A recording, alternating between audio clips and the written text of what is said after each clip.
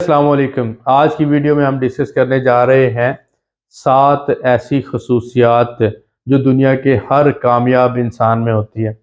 जब हम कामयाब इंसान की बात करते हैं तो हम एक्स्ट्रा रिच लोगों की बात करते हैं, एक्स्ट्रा सक्सेसफुल लोगों की बात करते हैं, जिनमें फॉर एग्जांपल इलॉन मस्क है, जेफ बेजोस है या वॉरेन बफेट है या इसी तरह के जो दुनिया के अमीर तरीन लोग हैं।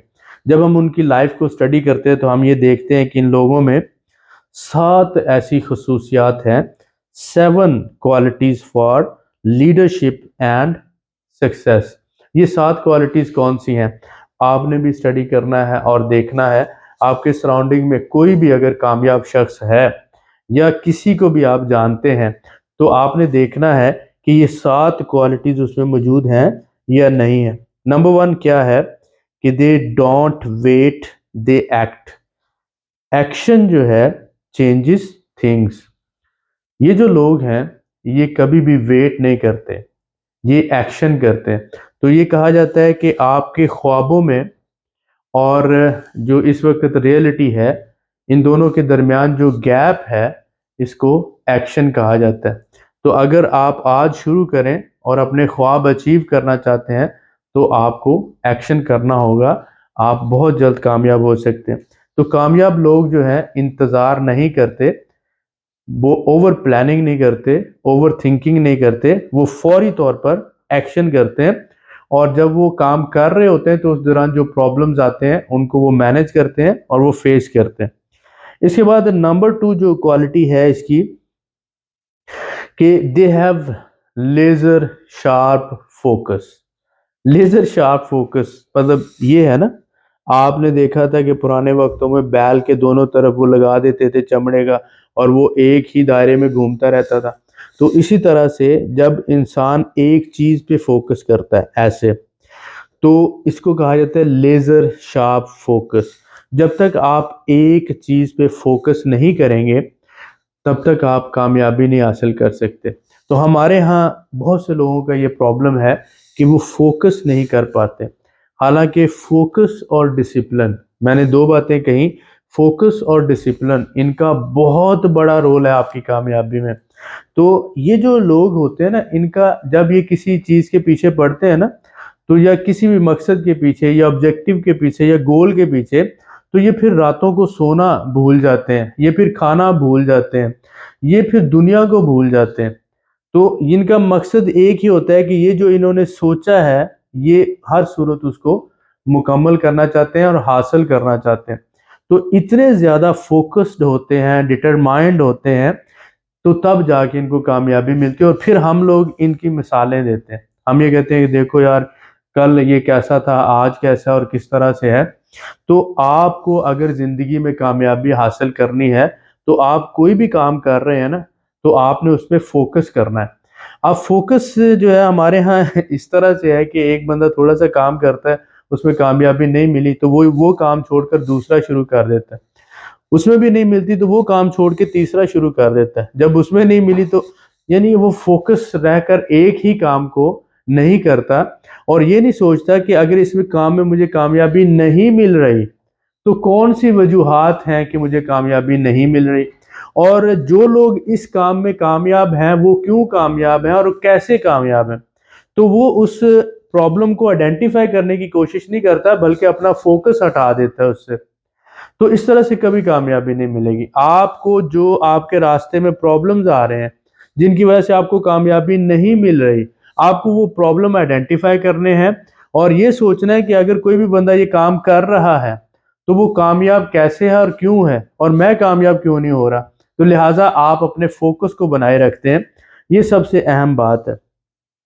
इसके बाद आगे जो हमारा तीसरा अहम पॉइंट है कि ये जो लोग होते हैं ना, इनमें टाइम मैनेजमेंट बार बार कामयाब लोगों की जिंदगी में आया। कामयाब लोग और नाकाम लोग दोनों को 24 घंटे का दिन मिलता है। अब आप आज से सोचना शुरू करो कि आप अपने 24 घंटे कैसे गुजारते हो। क्या जिंदगी में कभी भी आपने अपनी 24 घंटों की प्लानिंग की है? क्या कभी आपने सोचा है कि मैं रात को इतने बजे सोऊंगा और दिन को इतने बजे उठूंगा और उठकर सबसे पहला काम ये करूंगा, दूसरा ये करूंगा, तीसरा ये करूंगा, पांचवा काम ये करूंगा, शाम 6 बजे ये करूंगा, 8 बजे ये करूंगा, यानी टोटल 24 आवर की प्लानिंग आपने की है कभी आज तक? अगर नहीं की है तो इसका मतलब है कि आप सिर्फ कामयाब होने के दावे करते हैं लेकिन कामयाब होना नहीं चाहते। क्योंकि जो शख्स कामयाब होना चाहता है वो अपने 24 आवर्स को बहुत बेहतरीन अंदाज से मैनेज करता है। इलॉन मस्क कहता है, इलॉन मस्क का 5 मिनट का रूल जो है वर्ल्ड फेमस है। 5 मिनट से ज़्यादा वो किसी मीटिंग के लिए टाइम नहीं देता और ये कहता है कि टाइम ब्लॉकिंग और इसके साथ साथ टास्क बैचिंग और डे थीमिंग और टाइम बॉक्सिंग, यानी आप 5 मिनट, 10 मिनट, 15 मिनट के बैचेस बना लेते हैं और एक काम आपने एक ही बैच के अंदर मुकम्मल करना है। तो ये आपके काम पे डिपेंड करता है कि आप आधे घंटे का एक बैच बनाते हैं या आप 15 मिनट का बनाते हैं या 5 मिनट का, लेकिन आपने टाइम मैनेजमेंट बहुत ज़रूरी है आपकी कामयाबी के लिए और इस पे आपने फोकस करना है। इसके बाद जो हमारा चौथा अहम पॉइंट है कि वैल्यू ऑफ मनी। ये लोग जो है अगर कहीं पर भी कोई पैसा लगा रहे हैं या कहीं पर पैसा खर्च कर रहे हैं तो ये अब बेदर्दी से खर्च नहीं करते। इन्होंने $1 भी इन्वेस्ट करना है तो चाहे इनके पास $1 बिलियन है, चाहे $1 ट्रिलियन है, ये उस $1 को खर्च करने से पहले सोचते हैं कि जहां पर मैं ये खर्च कर रहा हूं क्या ये $1 के इक्वल वैल्यू की हामिल है और यहाँ पर मुझे ये डॉलर खर्च करना चाहिए। जबकि आप ये देखें कि हमारी जिंदगी में बहुत से ऐसे लोग हैं जिन्हें हम कहते हैं कि पैनी वाइज डॉलर फुलिश। पैनी वाइज यानी कि वो एक एक पैसा, मसलन सब्जी की दुकान पे जाएंगे, फ्रूट की दुकान पे जाएंगे, जूते लेने जाएंगे तो वहाँ एक एक रुपया बचाते रहेंगे, लेकिन जब खर्च करने की बारी आएगी तो 1000, 2000, 10,000 कहीं पर भी फजूल खर्ची कर देंगे। तो इसको पैनी वाइज और डॉलर फुलिश कहा जाता है। लिहाजा आपने वैल्यू ऑफ मनी जो है ना वो जेहन में रखनी है। जो भी आपके पास पैसा है, चाहे आप $1 खर्च कर रहे हो, चाहे 10 या चाहे 20, जितना भी, तो आपने जब खर्च करना है तो ये देखना है जहाँ पे खर्च हो रहा है क्या वो इस अहमियत का हामिल है, यहाँ पर मुझे ये रकम इन्वेस्ट करनी चाहिए, खर्च करनी चाहिए या नहीं करनी चाहिए। पांचवी जो अहम खसूसियत है इन लोगों की कि they have risk taking ability. सबसे अहम बात आपने ये देखनी है कि इनमें करज होता है, हौसला होता है और ये कैलकुलेटेड रिस्क लेते हैं। They have very good analytical power. Critical analysis करते हैं, टेक्निकल एनालिसिस करते हैं, फंडामेंटल एनालिसिस करते हैं, क्वालिटेटिव एनालिसिस करते हैं, क्वांटिटेटिव एनालिसिस करते हैं। लेकिन ये कैलकुलेटेड रिस्क लेते हैं, इन्हें पता है इस काम में नुकसान हो सकता है। अब गाड़ी चलाने में एक्सीडेंट हो सकता है, बंदे की डेथ हो सकती है, तो क्या इस वजह से लोग गाड़ी चलाना छोड़ देंगे? सड़क क्रॉस करते हुए एक्सीडेंट हो सकता है, बंदे की डेथ हो सकती है, तो क्या लोग सड़क क्रॉस करना छोड़ देंगे? हवाई जहाज में ट्रैवल करते हुए जहाज जो है वो तबाह हो सकता है, तो क्या इस वजह से लोग ट्रैवल करना छोड़ देंगे? जिंदगी में कोई भी काम है रिस्क की वजह से नहीं छोड़ा जाता, रिस्क को मैनेज किया जाता है। तो ये लोग कैलकुलेटेड रिस्क लेते हैं। इस वजह से हम ये कहते हैं क्योंकि ये इनके अंदर एबिलिटी होती है रिस्क लेने की, तो इस रिस्क की वजह से ये फिर जिंदगी में आगे बढ़ जाते हैं। हमारे यहाँ जिंदगी में बहुत से ऐसे लोग हैं जो कामयाब तो होना चाहते हैं लेकिन वो रिस्क नहीं लेना चाहते। अब अगर आप कैलकुलेटेड रिस्क नहीं लेंगे, कैलकुलेटेड रिस्क होता क्या, आपको पहले सोचना होता है, रिसर्च करना होता है, देखना होता है और उसके बाद अपनी कैपेसिटी के हिसाब से आपने रिस्क लेना है। तो लिहाजा ये लोग कैलकुलेटेड रिस्क लाजमी लेते हैं। छठा अहम पॉइंट डिसिप्लिन। ये जो लोग हैं ये बहुत ज़्यादा डिसिप्लिन्ड होते हैं। हेल्थ और फिटनेस के मामले में भी बहुत ज़्यादा ये लोग फोकस करते हैं। अब डिसिप्लिन से क्या मुराद है? डिसिप्लिन से सिंपल अल्फाज में अगर मैं ये कहूँ कि कोई भी शख्स अगर दफ्तर जा रहा है तो वो लेट हो जाता है तो वो 10 बहाने करता है कि मैं इस वजह से लेट हुआ हूँ, लेकिन ये लोग कभी भी कोई बहाना नहीं लेकर आएंगे। ये लोग बारिश का बहाना नहीं करेंगे, ट्रैफिक का बहाना नहीं करेंगे, ओवर क्राउडिंग का बहाना नहीं करेंगे, खुद बीमार होने का बहाना नहीं करेंगे, इनकी सेहत ठीक नहीं थी, या इनका कोई करीबी रिश्तेदार जो है वो दुनिया से चला गया। यानी इनकी जिंदगी में बहानेबाजी का किसी भी किस्म का कोई रोल नहीं है। इन्होंने अगर एक काम करना है तो उसे मुकम्मल जिम्मेदारी के साथ करेंगे और बिल्कुल डिसिप्लिन्ड होकर करेंगे। डेली फॉर एग्जांपल इन्होंने जाना है तो चाहे बारिश हो, चाहे आंधी हो, चाहे तूफान आए, चाहे कोई जो है इनका करीबी मर जाए, चाहे ये खुद बीमार हो जाए, इन्होंने ये वो काम करना ही करना है, उसको नहीं बदलना। किसी किस्म का कोई फेक या जो है एक्सक्यूज वगैरह नहीं लेकर आना, कोई बहाना नहीं लेकर आना।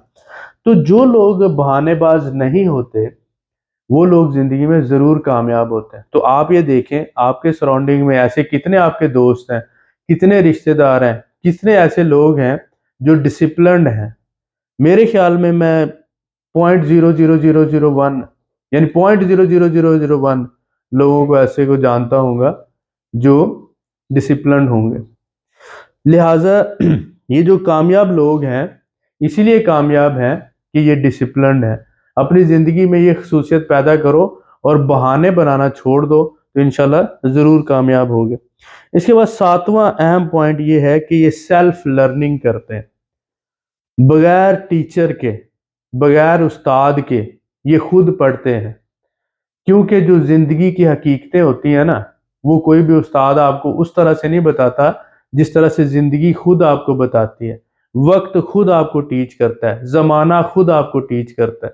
तो ये सेल्फ लर्निंग के प्रोसेस से गुजरते हैं। ये क्या करते हैं, ये जो स्किल्स होती हैं, स्पेशल स्किल्स लाइक इन्वेस्टमेंट से मुताल्लिक है, बिजनेस से मुताल्लिक है, इससे मुताल्लिक जो प्रोफेशनल लोग हैं उनकी किताबें पढ़ते हैं।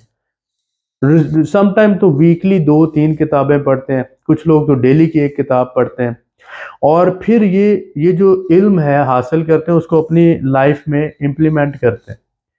तो आप भी आज से रीडिंग करना शुरू करें और सेल्फ लर्निंग पे फोकस करें, तो आप क्या करेंगे, आप एक ऐसी खसूसियत हासिल कर लेंगे जो कामयाब लोगों में होते हैं।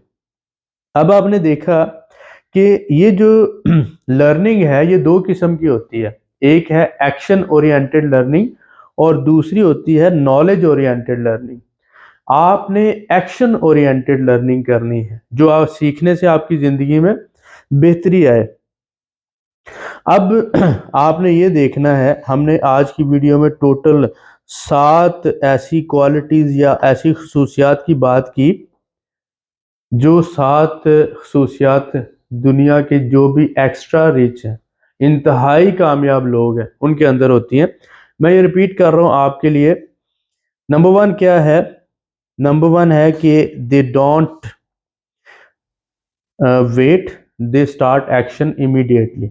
तो आप भी अपनी ज़िंदगी में एक्शन को प्रेफर दो और ओवर थिंकिंग, ओवर प्लानिंग करते करते वक्त ना ज़ाया करो।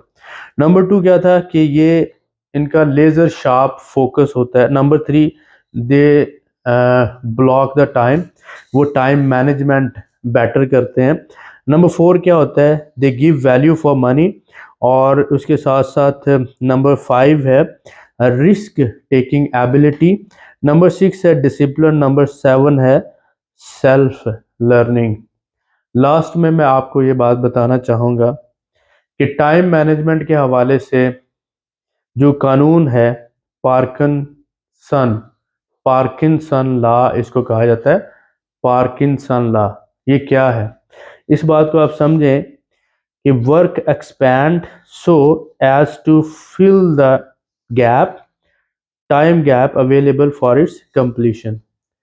इसको अगर मैं उर्दू में सिंपली आपको एक्सप्लेन कर दूं, पार्किंसन लॉ ये है कि अगर आपने एक काम एक हफ्ते में मुकम्मल करना हो और आपको कहा जाए कि आपको गोली मार दी जाएगी अगर ये काम आपने 2 दिन के अंदर मुकम्मल नहीं किया, तो आप वो काम 2 दिन के अंदर मुकम्मल कर लेंगे।